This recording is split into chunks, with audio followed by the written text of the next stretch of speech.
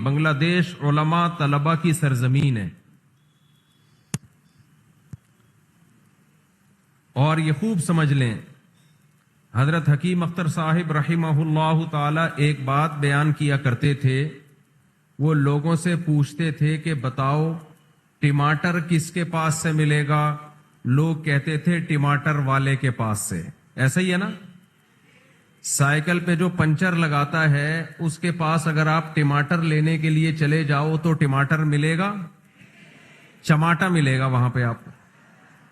ایسا ہی ہے نا؟ علاج انجینئر کے پاس ملے گا، انجینئروں کے پاس، یا ڈاکٹروں کے پاس بیماری کا علاج؟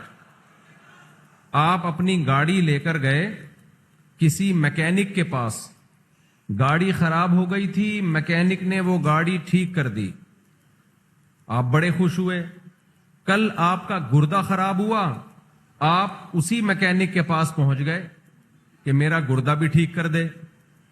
میکینک کہے گا بھائی میں نے گاڑی ٹھیک کی ہے، آپ کہو یار جو بندہ گاڑی ٹھیک کر سکتا ہے وہ میرا گردے کا پنچر بھی لگا سکتا ہے، گاڑی میرا گردہ بھی ٹھیک کر سکتا ہے۔ ایسی باتیں اگر آپ کرو گے تو واجب الچماٹ ہوگے کہ نہیں ہوگے؟ اردو میں چماٹ کا مطلب تو پتا ہے نا، چماٹا۔ ایک ہوتا ہے واجب القتل، ایک ہوتا ہے واجب التعزیر، تعزیر جس پر لگائی جاتی ہے سزا۔ ایک لفظ ایک نیا مارکیٹ میں آیا، واجب الچماٹ۔ تو آپ اپنا گردہ ٹھیک کرانے کے لیے میکینک کے پاس چلے گئے تو واجب الچماٹ ہوگے کہ نہیں ہوگے؟ چماٹ تو کم از کم بنتا ہے نا۔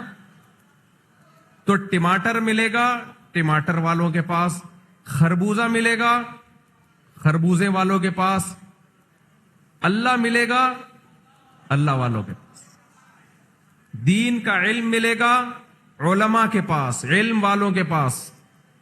یہ اس زمانے کا بہت بڑا فساد ہے کہ جو جس کام کا اہل نہیں ہے اسے وہ کام سونپا جا رہا ہے، اس کو وہ کام دیا جا رہا ہے۔ دیکھو ہم علماء کے محتاج کیوں ہیں؟ جب تک آپ کا تعلق یہاں بنگلہ دیش میں فرقواریت بھی نہیں، بہت کم ہے، نہ ہونے کے برابر۔ 99.9% علماء فقہ حنفی کو فالو کرتے ہیں صدیوں سے، جب سے اسلام آیا ہے۔ 700 سال پہلے کہتے ہیں یہاں بنگلہ دیش کے لوگ مسلمان ہوئے تھے، پوری قوم کنورٹ ہوئی تھی ہندو مذہب سے اسلام کی طرف، اور اس وقت سے لے کے آج تک بنگلہ دیش کے لوگوں نے اسلام کو سینے سے لگایا ہوا ہے، مضبوطی سے تھاما ہوا ہے۔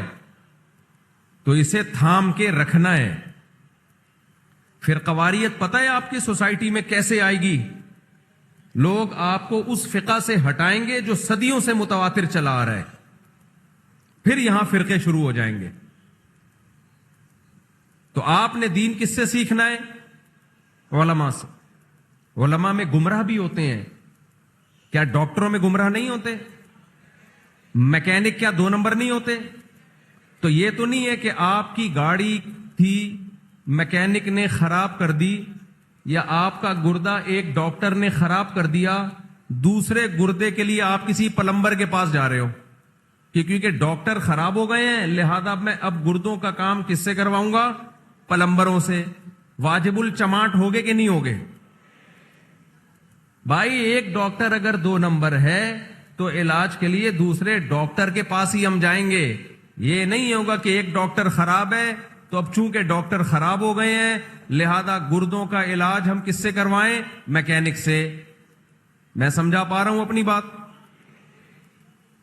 اچھا، علماء کہتے کس کو ہیں؟ اس کو خوب اچھی طرح سمجھیں۔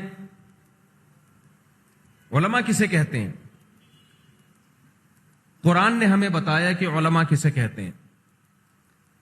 قرآن کے الفاظ دیکھو، اللہ فرماتے ہیں هو الذی بعث فی الامیین رسولا منہم یتلو علیہم آیاتہ ویزکیہم ویعلمہم الکتاب والحکمہ۔